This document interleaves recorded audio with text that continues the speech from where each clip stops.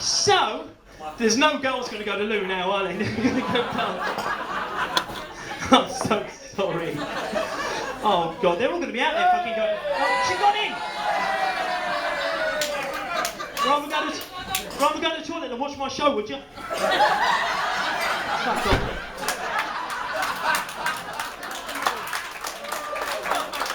I should stand here now like that. So, ladies and gentlemen, it's oh fucking hell, we're in the place now. So, anyway, let's move on and fucking hurry up, love. We've got a show to do here. So, just come back from a little tour of Cornwall. Anyone who's been to Cornwall on holiday before? Fucking everyone just went out. No, never been. And I got freaked out by the fact that the telly turned its fucking self on. I don't know if anybody noticed that. The telly went like, I'm fucking bored of watching this shit. Turned myself on. So yeah, I was down in Cornwall, did a gig, and I love Cornwall. It's a lovely part of the UK. Yes, yes. You're careful. Do you want a ring to sit on? Just sort out the piles. And I'm joking. So. Yeah, I just did a gig in Cornwall, and it's a lovely part of the UK. It frightens the life out of them. You know when you drive into Cornwall, right? They've got that sign saying "Welcome to Cornwall." Whenever I drive in, there's always a little boy sat on top of it with a banjo going ding a ding ding ding ding ding ding ding. You know, I went to a pub in Cornwall last week. This bloke came up to me and he went, "There she goes." They're fucking tag teaming now. It's like WWE. Fucking hell. They should have wrestling names and everything. Tag team, I don't know, fucking what's going on there? The Rock, that described the poo that came out. And Triple H, which is the cream she uses. The hemorrhoids. So, I'm so sorry. So, I was in Cornwall anyway, and nobody went to the toilet there, and I was doing this anyway, you know, I thought I wanted to go down to a local pub because I wanted to try and sort of, you know, and I went into this pub and this bloke came up to me and he went, "I'd like to introduce you to my wife and sister." There was just one woman.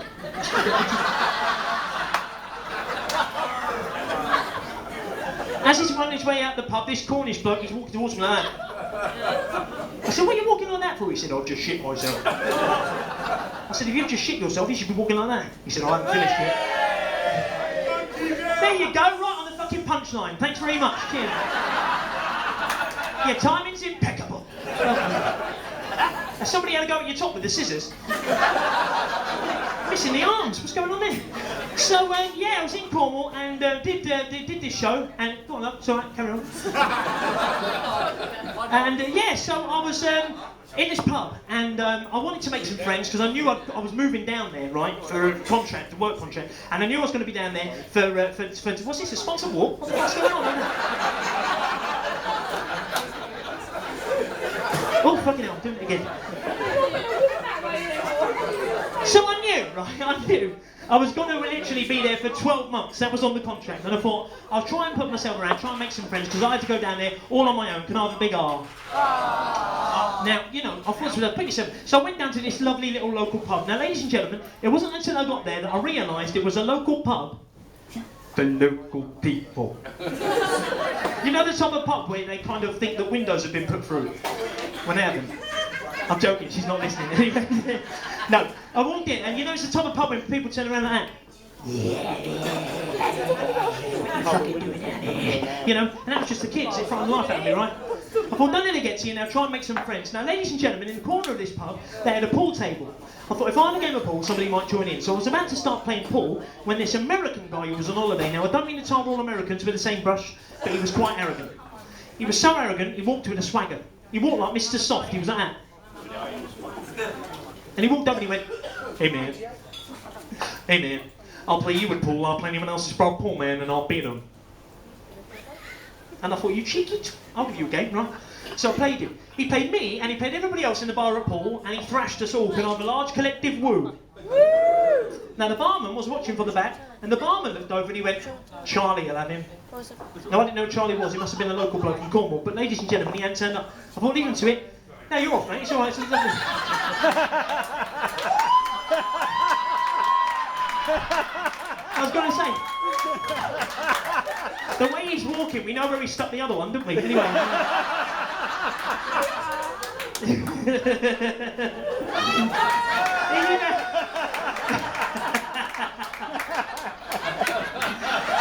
Well, fuck me, there we go.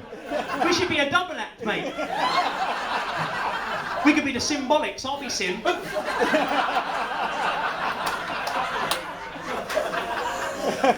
So ladies and gentlemen, it does fucking stink in there though, doesn't it? Ladies and gentlemen, the barman looked over and he said, Charlie, and I didn't know who Charlie was, he must have been a local bloke. He hadn't turned up, I thought, fuck it, I've got to play a different game. I went over to the dance board. Fucking hell, that was lucky, wasn't it? I went over to... That's fucking weird. I was about to start playing darts when this American guy followed me over. He followed me over and he went, hey man. Hey man, they weren't even playing any music. Hey man. I'll play you with darts, I'll play anyone else's darts, man, I'll beat him.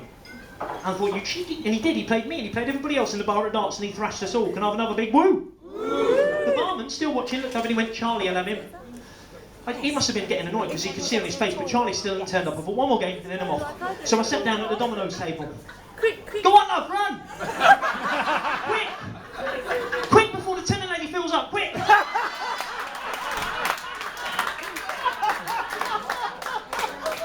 So, I'm not the one that's fucking doing the walking, right? I'm just saying.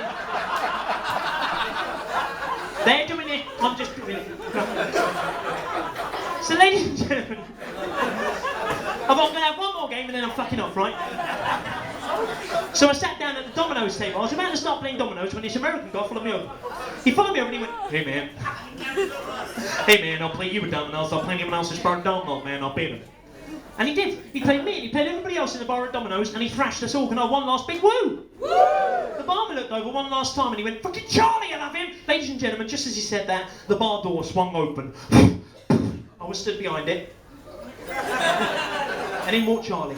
Ladies and gentlemen, Charlie walked in, he was 6'7", skinhead, tattoos a lot. He was the type of bloke, if you caught him in bed with your wife, you'd tuck him in. Right? Huge. Right. You can go back, go on, go on. Oh, go on.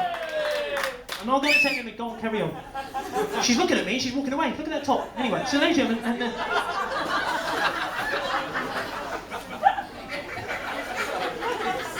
so Charlie walked in, 6'7", skinhead, big bloke, right? And he walked over, and he came in, and he walked in like this, ladies and gentlemen. This was Charlie. Let me just get myself in the character. There's a karaoke opportunity coming up very, very shortly. Here we go, right? Ladies and gentlemen, this was Charlie.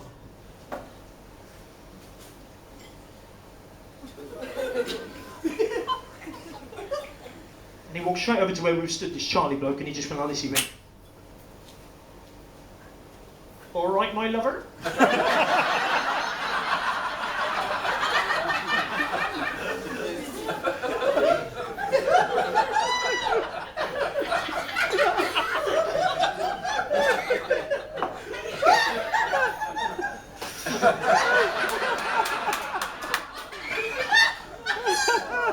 All right, my lover?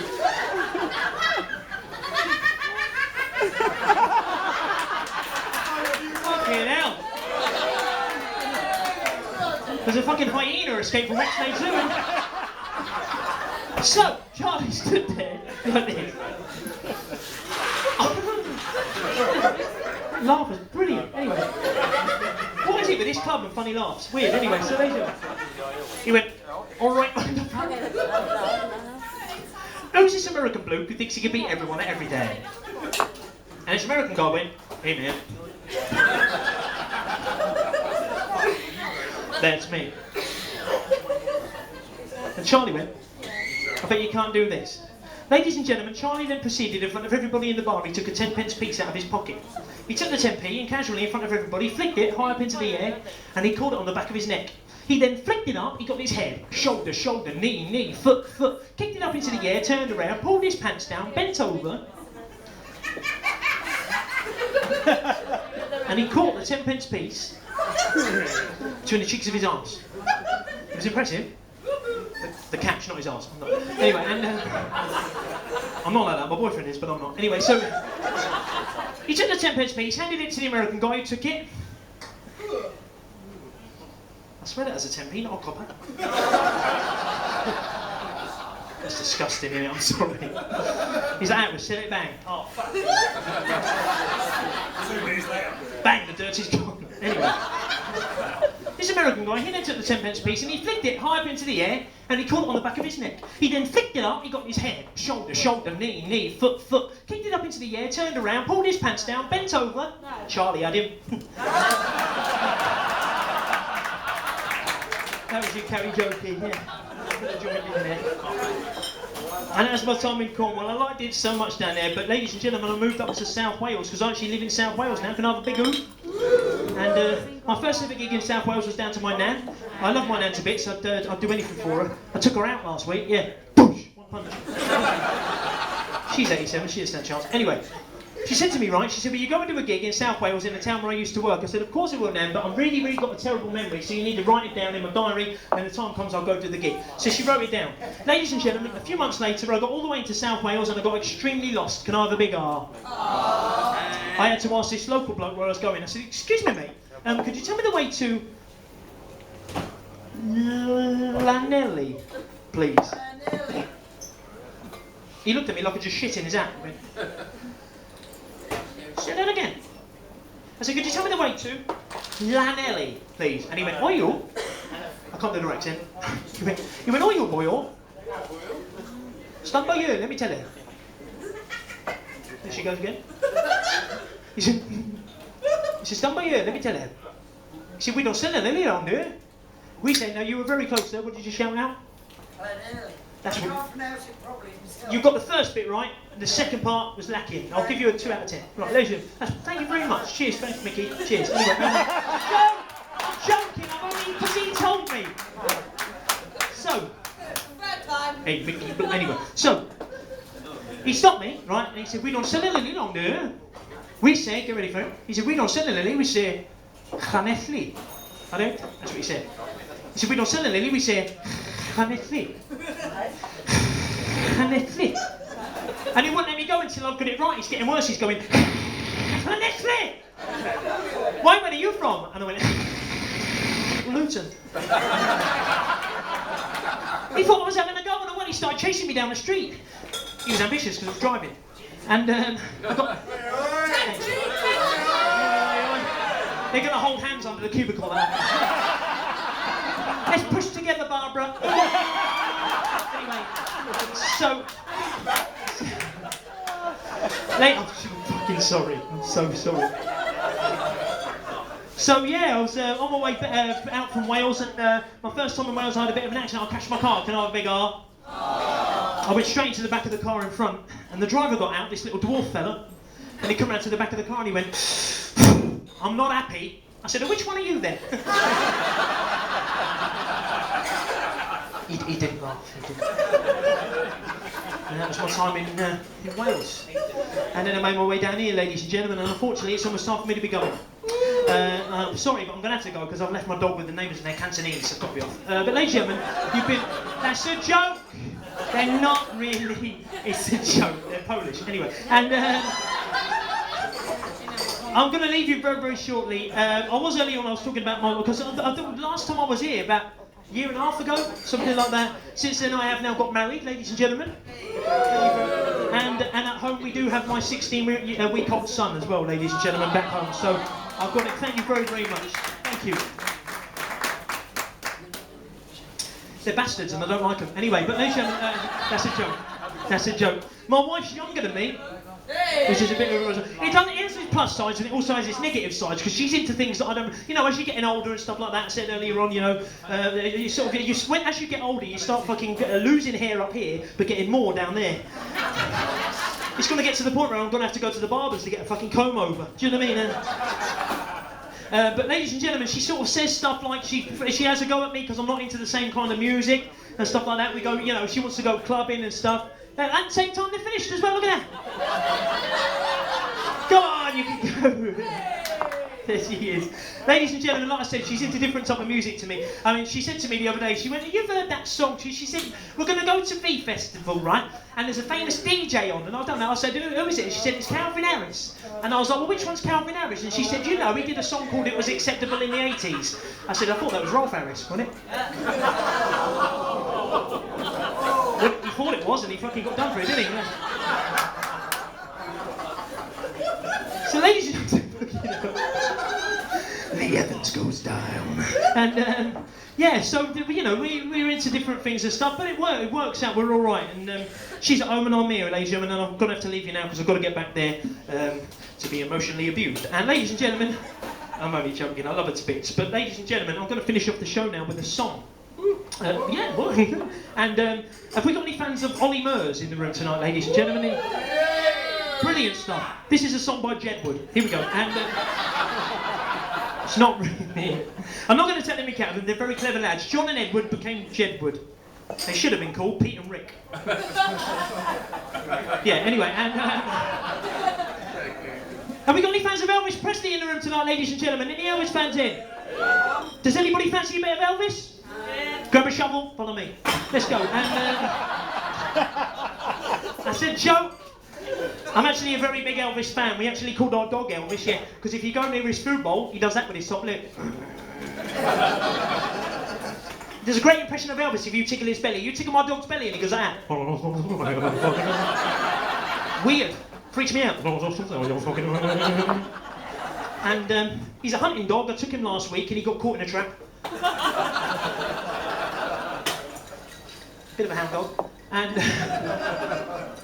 just see how many Elvis puns we can do, shall we? No.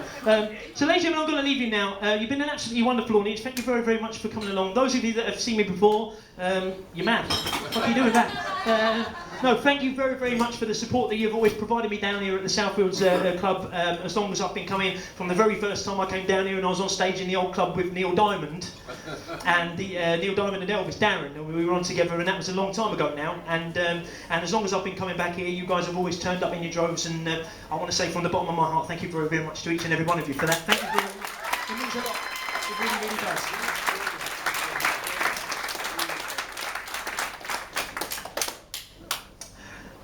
Thought somebody else had walked on then. I'm going to finish off with a song which kind of tells you all about my reasons for getting into comedy.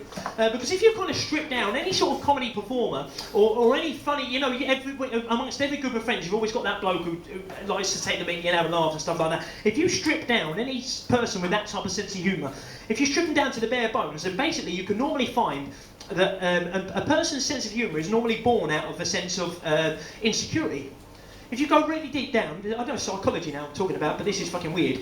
If you strip them down, or you know, kids when they're bullied at school, if you can learn to make the bully laugh, they'll leave you alone. So like me, I used to learn to take the mickey out of myself, and you know, that's how things would happen. Because when I was in school, ladies and gentlemen, I used to get bullied about the size of my ears all the time. Can I have a big arm? I really did, it's a true story, yeah? But I wasn't really bothered because, you know, I can see my fucking ears in the mirror. I know they're big, that doesn't bother me. My insecurity was something else that the bullies and stuff didn't even know about yet, to be honest. Because we were in quite young school then. It wasn't until I started going to older school and doing stuff like PE and swimming that my problem became a bit more prominent.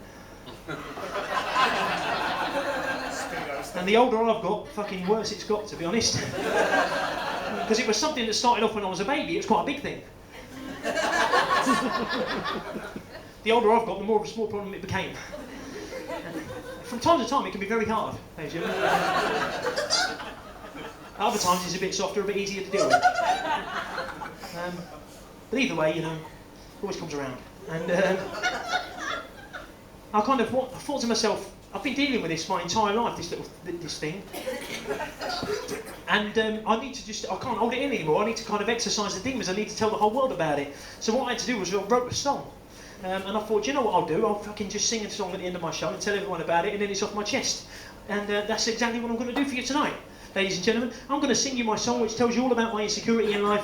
And then, if after this song, if you want a little bit more, too late. I would have fucked off. I'm joking. If you want a bit more, you know, if they're happy, well, if you shout loud enough, I suppose they'll let me come back on and all that type of stuff. So we'll do that after. But ladies and gentlemen, all that remains for me to say is thank you very, very much for staring. You've been a lovely audience, and I'm going to leave you tonight with a song written by me, but with the help of a young lady in the charts, I believe. And ladies and gentlemen, this song, I fucking lost it on here. See, this thing's so slow, it's all the porn. Anyway, and ladies and gentlemen, I'm going to finish off the show with a song, yes, that goes a little something Like this. Here we go.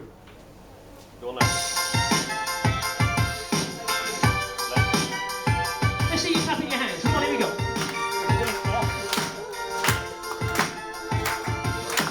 Please sit back while I tell you the story of my life. It started off when I was born. I gave a shock to the midwife.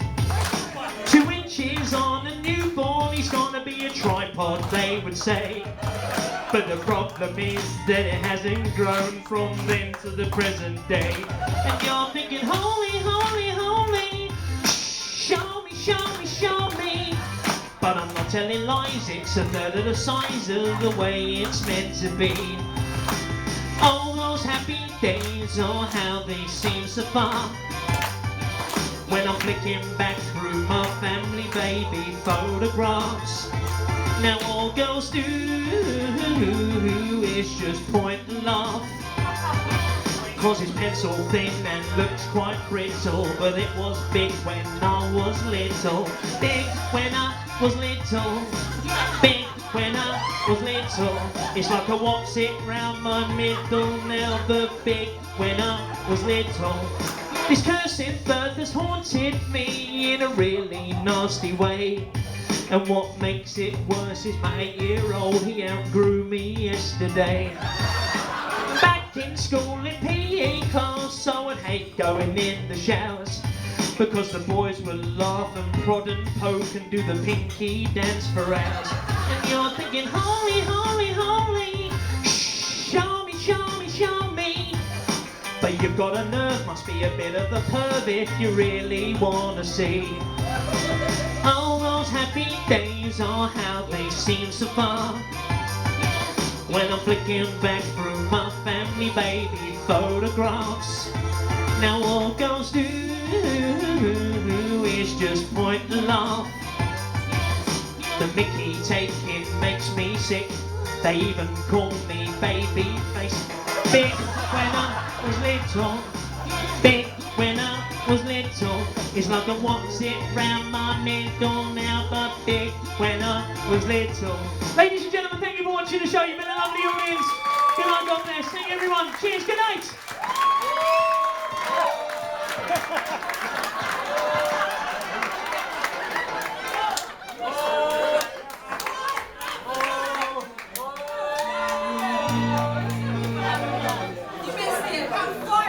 Five of them in there now. There's only fucking 2 cubicles. They must be shitting between legs. Ladies and gentlemen, I'm going to quickly finish off. I'm going to let you, because there's a lot of people who want to go out and have a fag and all that. I'm going to finish off this.